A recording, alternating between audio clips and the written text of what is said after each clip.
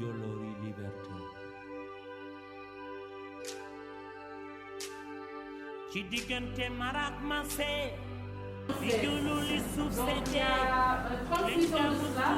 Afrique du Sud, à Soweto, les élèves, filles et garçons, ont décidé de protester. Parce qu'on leur a dit maintenant on ne va plus vous enseigner en fait à l'école avec votre langue, la langue bantou, mais on va utiliser l'afrikaans. Et ces élèves-là se sont dit mais non, nous ça nous arrange pas.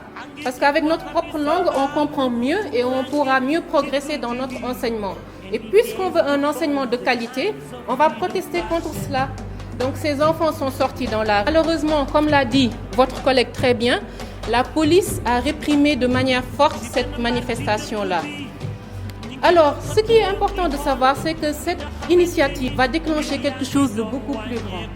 Parce que tout le monde va entendre parler de la manifestation. Non seulement à Soweto, en Afrique du Sud, mais aussi dans toute l'Afrique. Et au-delà, la communauté internationale et en Europe. Et on va commencer à se dire, mais qu'est-ce qui se passe en Afrique du Sud? Il y a un système qui n'est pas égalitaire. Il y a le système de l'apartheid et on voit que des gens, en fait, souffrent dans leurs droits. Donc une série d'actions vont commencer à partir de 1976 et vont aboutir à la fin de quoi? L'apartheid et aussi à la libération d'un leader sud-africain que vous connaissez certainement, Nelson Mandela. Voilà. Donc voilà pourquoi on célèbre la journée de l'enfant africain, pour dire que vous, à votre âge, vous pouvez vous exprimer, vous avez des droits, mais aussi vous pouvez changer des choses.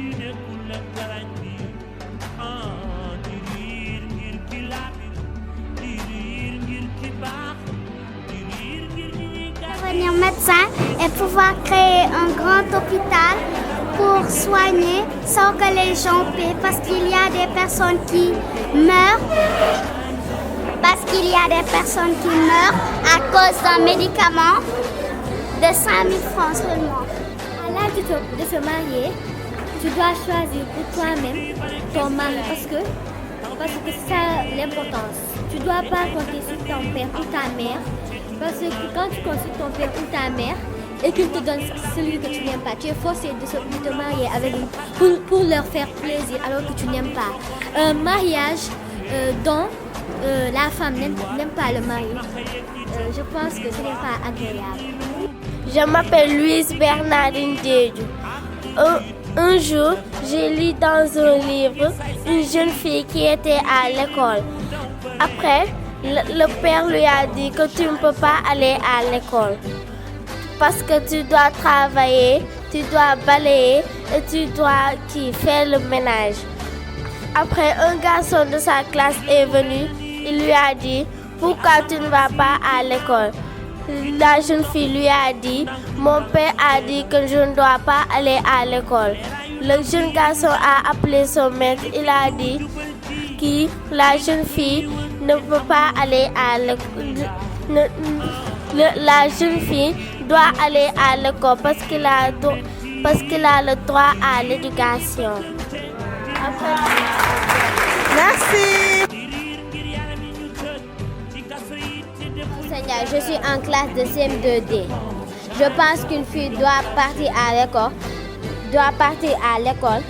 parce que apprendre c'est pour savoir pour pouvoir pour réussir. Je pense que l'éducation des jeunes filles, on ne doit pas les maltraiter comme on l'a fait aux jeunes filles qu'on a enlevées au Nigeria. On doit vraiment faire un bon effort pour pouvoir les sensibiliser pour qu'elles travaillent bien. Je m'appelle Mariam Sreitata Diallo, je suis en classe de CM2B. Je remercie ONU Femmes parce qu'aujourd'hui, j'ai appris ce que je n'ai jamais appris à cause d'eux. Moi, je crois que les filles ont plus le droit d'aller à l'école que les hommes.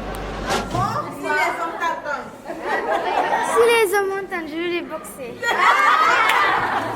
Ce qui peut bloquer l'éducation d'une fille, c'est le mariage précoce. Certains parents veulent marier leur enfant à cause de l'argent.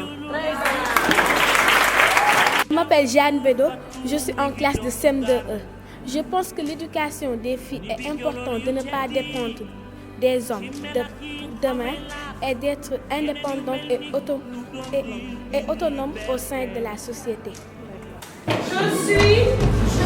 suis une jeune fille. Je suis belle. Je suis intelligente. Et je serai